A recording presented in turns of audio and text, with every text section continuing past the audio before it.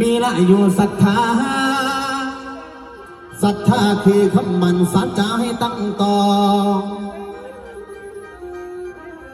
เมื่อได้หนอคุณพ่อเมื่อได้หนอคุณแม่เสียสละนอเข้าหน้าเงินพอดังพอ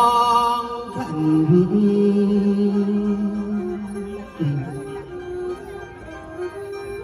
ใจสะอาดอีกซ้ำบ่มีสิ่งมัวหมองผมสุทินสิล้ำแถมพรก่อนสิล้ำไปนาผมสุทินมาถึงแล้วบ่มีแล้วสิโคงอวยสาธุเด้อสาธุเด้อเป็นพระเดชพระคุณแต่ปังหลังขังก่อนผมได้สั่งจงห่วงกันให้คุณพ่อเจ้าภาพเด้อเจ้านั้นให้คุณแม่เจ้าภาพเด้อเจ้านั้นมีอายุวันนะทั้งสุขาพลามีสุอันเดยิ่งพอง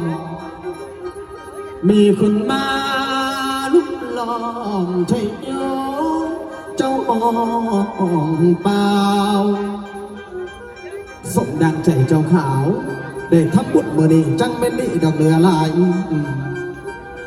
ผลพลาก็ให้ได้สมดังด้วยใจหวังให้สุขขีให้สุขขังดังคือพรผมบอกท่านสีสัญญาได้เศร้าท่านสีสัญญาได้เศร้าให้สดใสอยู่คิดเก่าอย่ามีความโศกเศร้าเสด็จจงสิ้นบาทและพี่น้องเจ้าพาไป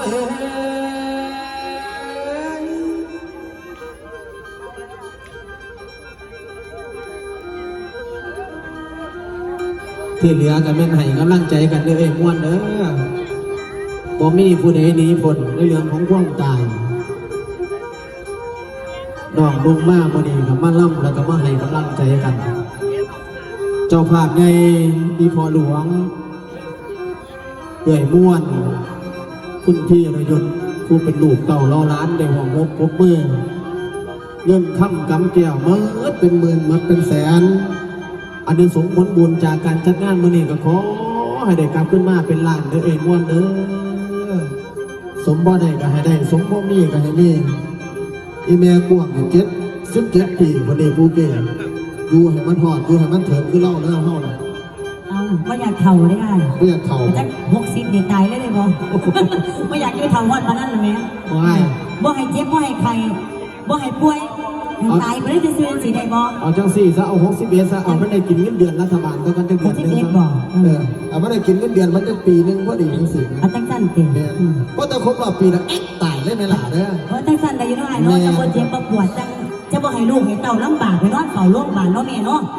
นอนตายจะซื้อหรอเนาะ10 ปีในอาบน้ำบ่หนาวได้จ้า20 ปีในเล่นสาวพวกหมด30 ปีนี่ตื่นก่อนไก่ตื่นก่อนไก่40 ปี